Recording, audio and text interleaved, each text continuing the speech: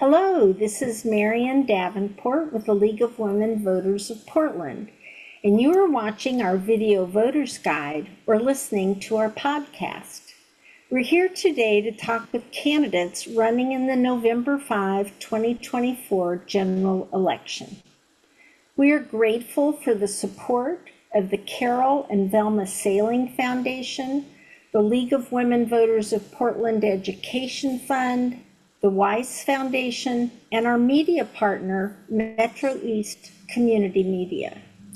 With me today is Jessie Cornett, who is running for City of Portland Councilor District 3, which includes most of Southeast Portland.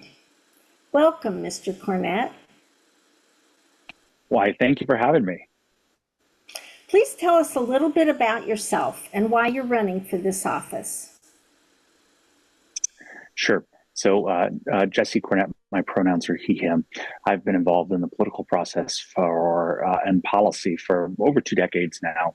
I have some pretty fun early career accomplishments, including funding building projects on the campus of Portland State, as well as working actually hand in hand with League of Women Voters of Oregon members in 2005, 2005 to modernize Oregon's campaign finance disclosure system, and have run a few businesses along the way, and fundamentally just have come to realize that I'm not happy with a lot of the decisions that have come out of City Hall.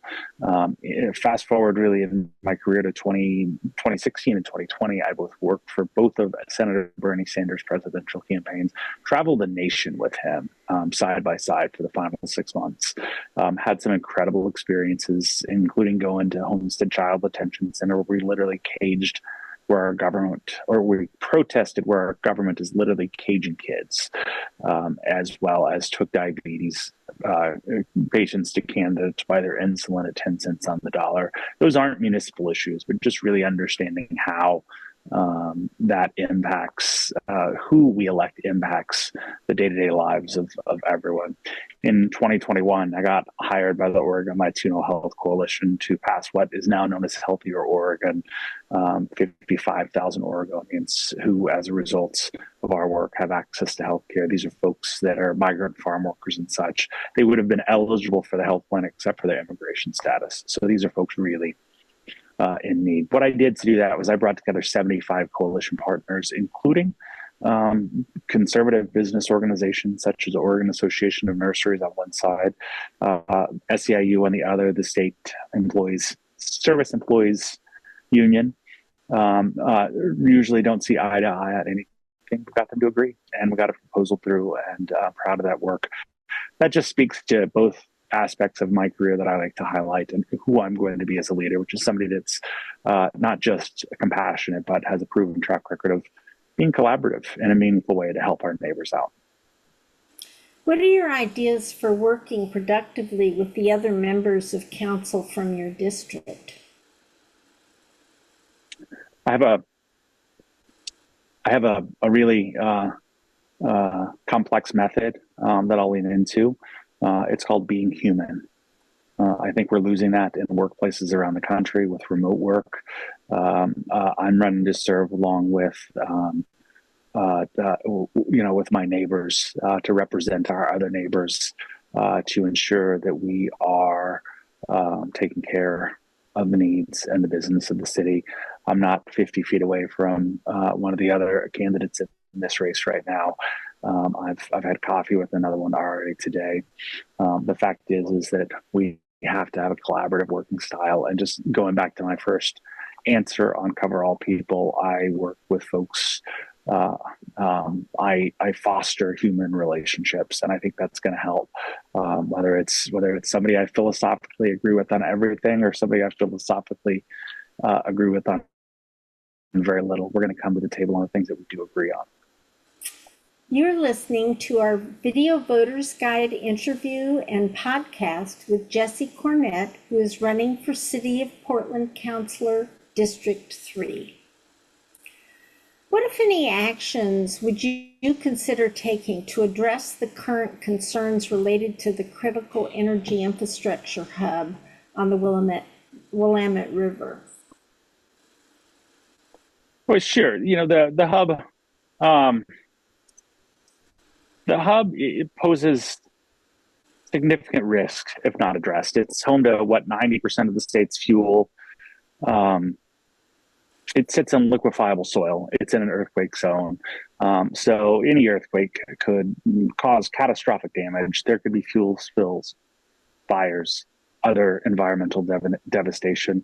Even beyond the economic impact, the lack of action jeopardizes public safety. Beyond that, I should say, it's going to have a horrible impact on our economy. So we really do need proactive measures, retrofitting, relocating vulnerable facilities. We need better emergency response planning, stricter environmental regulations. And I think as a community, what we really should be doing is focusing on investing, not just in reducing our overall energy use, but reducing our reliance on fossil fuels overall, investing in alternative energies there. So by acting now, we can mitigate risks and protect the environment. And that's something that I look forward to getting to work doing. And I have to admit that I was not just surprised, but disappointed that there's something of this catastrophe that our current city council seems to be perfectly fine to just act like it doesn't exist. Are you satisfied with the performance of the Joint Office of Homeless Services? And if not, what changes would you support? Could you say the first part of that question for me once more? Sure. We were asking for your thoughts about the performance of the Joint Office of Homeless Services. And if you're not satisfied with it, what changes would you support? Well, at the end of the day, I don't think anyone should be satisfied with the performance of the office. And everyone should be happy with the fact that they are performing.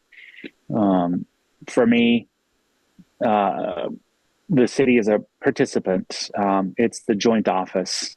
And when it came down to negotiating what the future contract would be, the city of Portland kicked the can down the road 2 consecutive years, except for this year, they decided to sign a 3-year contract because this current city council is not going to be in place after January.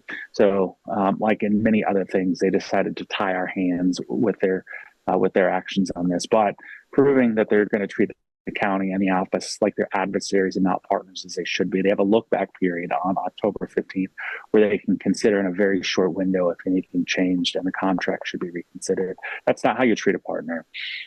So I cannot say that I'm satisfied. The numbers are trending in the right direction. We also continue to worsen or strain the casework, the caseload that they're going to have. If you look at what we're going to do, what we need to do if we're ever going to get out of the homelessness crisis that we have in Portland, we should be building on average of 5,000 housing units a year in Portland. The most recent measured year, we had 500, or August to date, excuse me, we had 500 starts here. So we're not keeping up. The city is throwing a lot of stones at how the joint office maybe isn't doing a good job.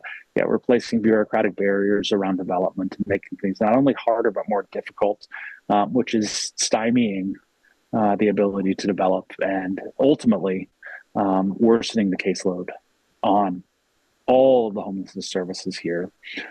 So I think there's a lot of work that can be done. I think this new city council is going to approach our county as a partner in a meaningful way. And that's going to make a world of difference. Thank you, Mr. Cornett. This concludes our video voters guide and podcast interview with Jesse Cornett, who is running for Portland City Council District 3. Election Day is Tuesday, November 5th. Please be sure to inform yourself about the candidates and exercise your right to vote. Thank you.